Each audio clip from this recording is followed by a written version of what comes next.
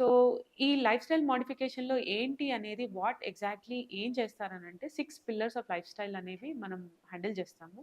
ప్రతి పిల్లర్‌కి ఒక ప్రిస్క్రిప్షన్ లాగా వెళ్తుందండి. ఫస్ట్ పిల్లర్ వచ్చేసి డైట్.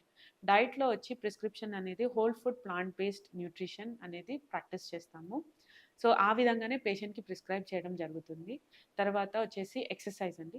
సో, ఎంత ఎక్సర్సైజ్ అనేది మనిషికి అవసరము, ఏ ఎక్సర్సైజ్ ద్వారా ఏ విధంగా చేస్తే మన డిసీజ్ అనేది మనం కంట్రోల్ చేసుకోవచ్చు అనేది ఎంతవరకు పాసిబిలిటీ అనేది రిసర్చ్ ఏం చెప్తుంది, మనం ఎంతవరకు ఇవ్వచ్చు అనేది కూడా ఒక ప్రిస్క్రిప్షన్ లాగా ఇస్తున్నాము. దాని తర్వాత వచ్చేసి మీకు స్ట్రెస్ మేనేజ్మెంట్ తోటి కూడా మీ డిసీజ్ అనేది ఎంతవరకు కంట్రోల్ తేవచ్చు, దాని తర్వాత అక్కడి నుంచి వెనక్కి ఎట్లా తీసుకెళ్ళొచ్చు అనేది పాసిబుల్ అనేది మనం ఇట్ ఈస్ ప్రూవ్డ్. సో, అది కూడా మనకు ఒక ప్రిస్క్రిప్షన్ లాగా వెళ్తుంది. స్ట్రెస్ తర్వాత ఉంది స్లీప్ అండి. రెస్టోరేటివ్ స్లీప్ అనే మాట అనే దానికి ఏంటంటే 7-9 అవర్స్ ఆఫ్ స్లీప్ అనేది కంప్లీట్ అవుతే తప్ప మనకి ఆ స్లీప్ వల్ల లేకపోతే వచ్చే ప్రాబ్లమ్స్ అన్నిటికి కూడా ఈ క్రానిక్ డిసీజెస్‌కి రిలేట్ అవుతున్నాయి. దాని తర్వాత వచ్చేసి సోషల్ కనెక్టివిటీ.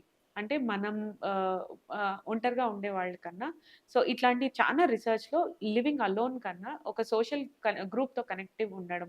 అది మన రిలేటివ్ అవ్వచ్చు, ఫ్రెండ్స్ అవ్వచ్చు, ఏ విధంగా అయినా గానీ ఒక గ్రూప్‌తో కనెక్టివ్ ఉండే వాళ్ళలో గూడా ఈ క్రానిక్ రిలేటెడ్ ప్రాబ్లమ్స్ అనేవి చాలా తక్కువగా ఉందని రిసర్చ్ చెప్తుందండి. తర్వాత లాస్ట్‌కొచ్చేసి అవాయిడింగ్ రిస్కీ సబ్స్టెన్సెస్ అంటే మన దుర్వ్యసనాలు, ఈ హ్యాబిట్స్ అనేవి ఇదివరకన్నా అనేది స్మోకింగ్, ఆల్కహాల్ లేకపోతే మారిజునా ఇట్లాంటి ఏనా different variety of substance abuse అనేది ఉంది. బట్ ఇప్పుడు one more addiction new is added is addiction to screen. TV screen. So, దానివల్ల ఉండే నష్టాలు మనకి చాలా ఉన్నాయి. వీటన్నిటి నుంచి మనం వి ఆర్ ఏబుల్ టు అంటే ఈ లైఫ్ స్టైల్ అయితే ఈ 6 పిల్లర్స్ నేను మీకు చెప్పినవి ఉన్నాయో, దాన్ని ప్రతి లెవెల్‌లో మనం హ్యాండిల్ చేసుకోగలిగితే, మన డిసీజ్ అనేది మనం కంట్రోల్ చేసుకోవచ్చు. దాన్ని వెనక్కి తీసుకెళ్ళొచ్చు. మన పేరెంట్స్‌కి ఒకవేళ చాలా మట్టుకు ఏంటంటే పేషెంట్స్ వచ్చేవాళ్ళు మా ఫ్యామిలీ హిస్టరీ అడుగుతామండి. పేరెంట్స్‌లో బీపీ ఉందా? షుగర్ ఉందా? మీకు కొలెస్ట్రాల్ ఇష్యూస్ ఉన్నాయా? అని అడుగుతా ఉంటాం. సో, పేరెంట్స్‌కి ఒబెసిటీ ఉందా? ఇయన్నీ ఎందుకు అడుగుతున్నామనంటే, ఆ జనరేషన్ నుంచి నెక్స్ట్ జనరేషన్ వచ్చే వరకు ఆ ప్రాబ్లమ్స్ మనకి ఇంకా 10 ఏళ్ళు తొందరగానే వచ్చే అవకాశం ఉంది.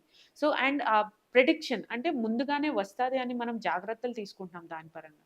సో, మనం ఇది ఎట్లా కంట్రోల్ చేయొచ్చు అనంటే, ఈ ఫ్యామిలీ నుంచి వచ్చేవి జెనెటికల్ డిజార్డర్స్ ఏవైతే ఉందో, దీనికి సొల్యూషన్ ఏంటంటే, మన లైఫ్ స్టైల్ ద్వారా మనం లైఫ్ స్టైల్‌ని మోడిఫై చేసుకుంటే, ఈ జీన్స్‌ని కూడా వాటి మేనిఫెస్టేషన్‌ని కూడా మనం మోడిఫై చేయొచ్చు.